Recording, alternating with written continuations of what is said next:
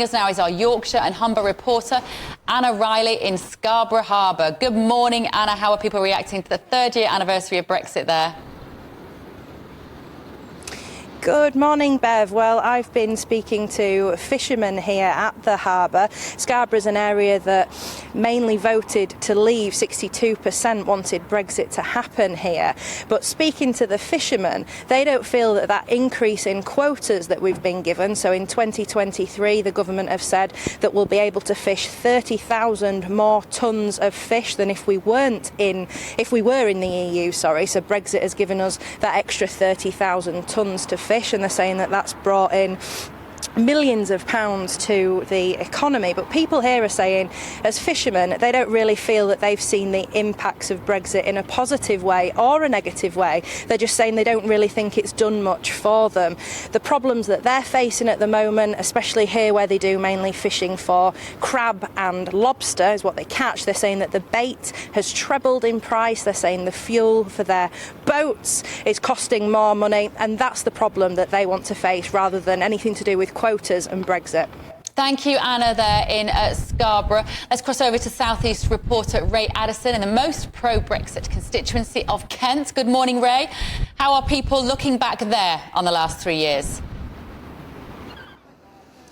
Yeah, good morning, Bev. I'm here in Ramsgate in Thanet, and as you said, it was very pro-Brexit. Around 64% of people voting to leave in 2016. Now, I've been here for the last couple of days. I'd say, done my own little straw poll. I'd say it's about 10-1 against now. And I've been asking people here why that's the case. And they're saying that actually since 2016, since that vote, this area has become rather gentrified, and people are coming in from London, and they're more sort of Remain voters, and other people are moving out of the area. In terms of the overall feeling, people who voted Remain, very, very angry. People who voted to leave, just quite sad and feeling like there's issues unresolved. And they're saying that it's definitely not a case of job done here. OK, thank you, Ray. There in a rather rainy-looking Kent. Our Scotland reporter Tony Maguire is in Holyrood for us. Good morning, Tony. What are people saying up there in Scotland? Good morning, Bev. Well, to nobody's surprise, the SNP and the Scottish Greens are, of course, still calling Brexit an unmitigated disaster. What we're still seeing around Scotland is that the workforce problems, so many industries, manufacturing, and, you know, especially in our universities as well, the number of EU students that are coming through are really suffering as a result of Brexit. Apologies, the sun has coming out here today. Certainly a few moments ago, the rain was saying it all. But hopefully, you know, at the end of the day, our Scottish Parliament still has to get on and make the big decisions. The real question, of course, on everyone's lips in 2023 is whether or not independence will come through. OK, thank you, Tony. Tony Maguire there in a bright and beautiful Scotland. And finally, Dougie Beattie, our Northern Ireland reporter, is in Belfast. A complicated situation there for you, Dougie. What are people telling you?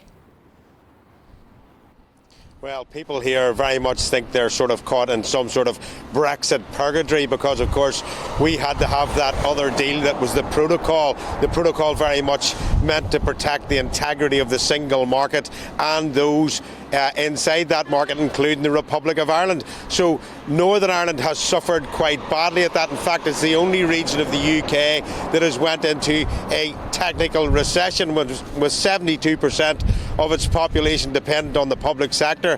That should not have happened, and you can see why. I mean, the Trader Support Services here, in a question that was asked in the House of Commons, how much did it cost in 24 months? It was an eye-watering £318 million in order to shift goods inside the UK. That works out at about £18,000 an hour, or 7,300 nurses that the UK could really be doing with at this minute in time.